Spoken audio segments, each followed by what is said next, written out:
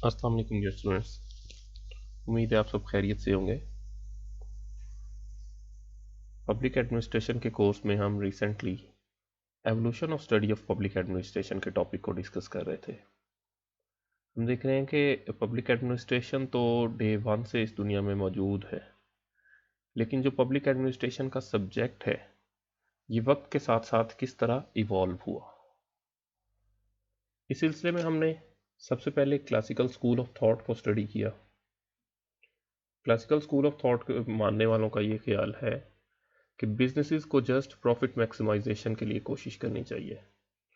Profit maximise करते हुए अगर कोई सोशल प्रॉब्लम्स आते हैं तो उनको सॉल्व करने के लिए गवर्नमेंट को अपना रोल प्ले करना होता है। बिजनेसेस की इस बारे में कोई रिस्पॉन्सिबिलिटी नहीं होती। बिहेवियरल स्कूल ऑफ थॉट के मानने वालों का ख्याल था कि हमें ओवरऑल ह्यूमन बिहेवियर पे गौर करना होता है। Human behaviour makes the difference between productive and non productive organisation. Human relation school का ख्याल था कि ओवरऑल अगर हम कंफर्टेबल और बेहतर वर्किंग रिलेशंस बिल्ड करते हैं तो वहाँ से इंसानों की प्रोडक्टिविटी बहुत बेहतर होती है। और finally today we are going to study our new topic which is system school of thought. पहले तीन हमने आइडियाज़ डिस्कस किए हैं। सवाल सिंपल है कि पब्लिक एडमिनिस्ट्रेशन के बारे में मुख्तलिफ जो स्कूल ऑफ थॉट्स हैं उनका क्या ख्याल है। तो आज हम एक नए स्कूल ऑफ थॉट के बारे में डिस्कस करेंगे विच is system school of thought. तो सिस्टम स्कूल्स क्या कहते हैं? The word system is borrowed from biological sciences. सबसे पहली बात तो ये कि ये बायोलॉजी से ये टर्म हमारे पास आई है। बायोलॉजी में मुख्तलिफ सिस्टम्स होते हैं, जिस तरह हमारा डाइजेस्टिव सिस्टम है, रेस्पिरेटरी सिस्टम है। इस तरह बाकी जो फिजिक्स के हैं, बाकी साइंसेज की फील्ड है, उसमें इकोसिस्टम होता है, सोलर सिस्टम्स होते हैं। तो वहाँ से ये टर्म बोरो करके पब्लिक एडमिनिस्ट्रेशन में लाई गई। तो सिस्टम क्या है इसको ज़रा हम देखते हैं नेक्स्ट स्लाइड में। सबसे पहले सिस्टम की टाइप्स, दो किस्में होती हैं सिस्टम की। एक होती है मैकेनिस्टिक सिस्टम, मशीनी, जिसमें इंसानी सोच समझ ना हो, मैकेनिस्टिक हो। मैकेनिस्टिक सिस्टम क्या होता है? ये स्टैटिक होता है। इसको ये ऑर्गेनाइजेशन, जिस ऑर्गेनाइजेशन के अंदर ये चीज़ चल रही होती है या ये सिस्टम अपना फंक्शन परफॉर्म कर रहा होता है, ये उसके साथ कनेक्टेड नहीं होता और ना ही ये उसके मुताबिक खुद को चेंज करता है। ये बिल्कुल ऐसे है कि अगर आपने अपने लॉन को पानी देना हो और उस दिन बारिश भी हो रही हो, तो अगर एक ऑर्गेनिक सिस्टम है, अगर एक इंसान अगर उसने ये डिसीजन लेना हो कि मैंने पानी देना है या नहीं देना, तो वो देखेगा कि अगर आज बारिश हो गया तो मुझे फर्दर इसको पानी देने की ज़रूरत नहीं है। लेकिन अगर एक मैकेनिस्टिक सिस्टम के तहत हमने वहाँ पे स्प्रिंकलर सिस्टम लगाया हुआ और उसको हमने कमांड दी हुई कि हर वक्त हर रोज़ सुबह 6 बजे और शाम को 6 बजे उसको पानी दिया जाना है, तो वो मैकेनिस्टिक सिस्टम होगा, मशीनी निज़ाम होगा। उसको इस चीज़ से कोई गर्ज नहीं होगी कि बारिश हो रही है तो आज हमने पानी नहीं देना। तो मैकेनिस्टिक सिस्टम अपने इन्वायरमेंट से कनेक्टेड नहीं होता।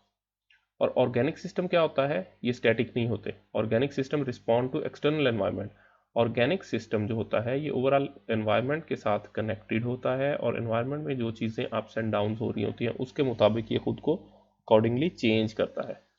ऑर्गेनाइजेशन से इफेक्ट होता है और ऑर्गेनाइजेशन को इफेक्ट करता है। There are two basic components of system theory. System theory के दो basic components हैं. System schools views organization as unified, purposeful system composed of interrelated parts. System theory वाला मानने वालों का ये ख्याल है कि सिस्टम्स या जो ऑर्गेनाइजेशन है वो एक यूनिफाइड और एक सोच समझ के बनाई गई ऑर्गेनाइजेशन होती है जिसके डिफरेंट कंपोनेंट्स होते हैं। This theory provides opportunity to look at organization as a whole and as part of larger external environment. इसमें हम करते क्या हैं? हम एक ऑर्गेनाइजेशन को उसकी बिग पिक्चर में देखते हैं और उसके साथ साथ हम उसको एक्सटर्नल एनवायरनमेंट के साथ कनेक्ट करके देखते हैं। अभी शायद आपके लिए ये चीज़ कंफ्यूजिंग हो, हम इसको एक एग्जांपल के साथ डिस्कस करेंगे। Organisation comprises of many parts और सब सिस्टम्स। नेक्स्ट जो हम आपको फिगर दिखाएंगे उसमें हमें एक ऑर्गेनाइजेशन या एक यूनिवर्सिटी दिखाई गई है। तो उसके अंदर तीन सब सिस्टम्स हैं, एक एग्जामिनेशन का है, एक रजिस्ट्रेशन का है और एक ह्यूमन रिसोर्सेज मैनेजमेंट का है। These subsystems or parts of organization constitute one big organization. Since organizations are compared to organic system, these are changeable. अब ज़रा यहाँ पे देखें, ये हमारे पास एक सिस्टम स्कूल है। सिस्टम स्कूल्स में हमारे पास सिंपल एक एग्जांपल है, हमने एक यूनिवर्सिटी को एज एन एग्जांपल लिया है। टॉप पे हमारे पास रेक्टर है as a department, then we have examination, examination का एक सिस्टम है पूरा, then we have registration, registration का एक पूरा सिस्टम है, और we have human resources management department. तो ये बेसिकली एक यूनिवर्सिटी को अगर हमने सिस्टम्स अप्रोच के तहत स्टडी करना हो तो हम उसमें देखेंगे कि एक बड़ा सिस्टम है एक पूरी यूनिवर्सिटी का, जो अपनी ऑर्गेनाइजेशन या ओवरऑल एनवायरनमेंट के साथ कनेक्टेड है। यूनिवर्सिटी के अंदर कौन से सब्जेक्ट्स पढ़ाए जाएंगे जिनका एनवायरनमेंट के साथ इफेक्ट है, जिनका एनवायरनमेंट के साथ लिंक है, ठीक है। तो यूनिवर्सिटी एक सिस्टम है। अच्छा, वो सिस्टम जो है वो भी कुछ सब सिस्टम्स के साथ मिलके बना है। वो सब सिस्टम्स कौन से हैं? वहाँ पे एग्जाम हो रहे हैं, उनका एक अपना सब सिस्टम है। वहाँ पे रजिस्ट्रेशन का प्रोसेस हो रहा है, उसका अपना एक सब सिस्टम है। वहाँ पे ह्यूमन रिसोर्सेज को मैनेज किया जा रहा है, उनका अपना एक सब सिस्टम है। और ये सारे छोटे सब सिस्टम्स मिलके यूनिवर्सिटी के एक सिस्टम को चला रहे हैं। और यूनिवर्सिटी जो है वो एनवायरनमेंट के साथ कनेक्टेड है। हमने पहले डिस्कस किया कि जो ऑर्गेनाइजेशन या जो सिस्टम एनवायरनमेंट के साथ कनेक्ट होता है, एनवायरनमेंट के मुताबिक खुद को चेंज करता है और एनवायरनमेंट को भी चेंज करता है, उसको हम ऑर्गेनिक सिस्टम कहते हैं। और जो सिस्टम एनवायरनमेंट के मुताबिक खुद को चेंज नहीं करता उसको हम स्टैटिक सिस्टम कहते हैं। तो सिस्टम स्कूल में कुछ बेसिक या मेजर कंपोनेंट्स क्या हैं? सब सिस्टम, सबसे पहली बात तो कि एक सिस्टम के अंदर बहुत से सब सिस्टम्स होते हैं। एक सिस्टम, किसी भी अगर हम सिस्टम को स्टडी करें तो वो कुछ छोटे छोटे सब सिस्टम से मिलकर बना होता है। Synergy, this is not energy, this is a word synergy. Whole is greater than the sum of its part, the combined effect of system. System के अंदर बेसिकली क्या एक खूबी होती है कि ये 2 + 2 को 4 नहीं बनाता, ये 2 + 2 को 5 बनाता है। टीम वर्क की जो एफर्ट है उसमें ये इंक्रीमेंट लेके आता है, उसको हम सिनर्जी का इफेक्ट कहते हैं। कि अगर एक शख्स एक काम करे और दूसरा वो काम अलग से कर रहा हो तो उनकी आउटपुट जो है, अगर हम उन दोनों की टीम बना दी जाए तो वो आउटपुट ज़्यादा होनी चाहिए, टीम वाली जो आउटपुट है वो ज़्यादा होनी चाहिए। तो सिस्टम्स में सबसे बड़ा जो खूबी है वो ये होनी चाहिए कि उनके जो डिपार्टमेंट्स हैं या जो सब सिस्टम्स हैं, जब उनकी एफर्ट को हम कंबाइन करें तो वो सिंपली 2 + 2 4 ना सामने आए, वो 2 + 2 5 या 6 सामने आए। तो ये जो एडिशनल 1 या 2 का फैक्टर है, 2 + 2 शुड बी 4 इट्स इक्वल। लेकिन अगर 2 + 2 = 5 आ रहा है तो हमारे पास सिनर्जी का क्या इफेक्ट है? 1, क्योंकि 4 तो नॉर्मली जवाब हमारा आना था। अगर दो लोगों की परफॉर्मेंस मिलकर 4 यूनिट्स बना रही है और उन दोनों को अगर हम टीम की सूरत में बना दें तो वो 5 उसका जवाब आना चाहिए। ये है हमारा सिनर्जी का concept. System boundary, boundary separate system from the external environment. हर ऑर्गेनाइजेशन की, हर सिस्टम्स की एक बाउंड्री होती है। वो बाउंड्री ओवरऑल उस सिस्टम को उस एनवायरनमेंट से, जिस एनवायरनमेंट के अंदर वो ऑपरेट कर रहा होता है, अलग करती है। वहाँ से हमें पता चलता है कि हम यूनिवर्सिटी के अंदर आ चुके हैं या यूनिवर्सिटी से बाहर जा चुके हैं। यूनिवर्सिटी की हदूद के अंदर यूनिवर्सिटी के कवानीन लागू होंगे और इसी तरह हर इदारे के अंदर। तो सिस्टम की एक बाउंड्री होती है। Open and close system, system that interact with its environment is open system. Open system कौन से हैं? हम पहले भी डिस्कस कर चुके हैं, हम उनको ऑर्गेनिक का नाम भी देते हैं। ओपन सिस्टम वो हैं जो एनवायरनमेंट के साथ कनेक्ट होते हैं। आप इमेजिन करें एक यूनिवर्सिटी है, वहाँ पे ऐसे कोर्सेज पढ़ाए जा रहे हैं जिनकी रियल लाइफ में कोई इंपॉर्टेंस नहीं है। तो बेसिकली क्या है, वो एक क्लोज सिस्टम है या एक मैकेनिस्टिक स्ट्रक्चर है। बाहर की दुनिया बदल चुकी है लेकिन वो ऑर्गेनाइजेशन चूंकि एनवायरनमेंट के साथ कनेक्टेड नहीं है, तो इसलिए वो क्लोज सिस्टम के तहत चल रही है। Finally feedback, return of information to the organisation. The figure below shows the feedback mechanism. हम फीडबैक को ज़रा डिस्कस करते हैं। फीडबैक भी एक बहुत अहम प्रोसेस होता है। So what a system is, यहाँ पे ज़रा देखें। Now everything should be clear to you. System में 3 इंपॉर्टेंट एलिमेंट होते हैं: इनपुट्स, ट्रांसफॉर्मेशन और प्रोडक्ट, या उसको हम आउटपुट का नाम भी दे सकते हैं। अब इस क्राइटेरिया के ऊपर आप देखें, इकोसिस्टम को स्टडी करें, हमारे ह्यूमन सिस्टम्स को स्टडी करें, या इवन एक कंप्यूटर सिस्टम को देखें।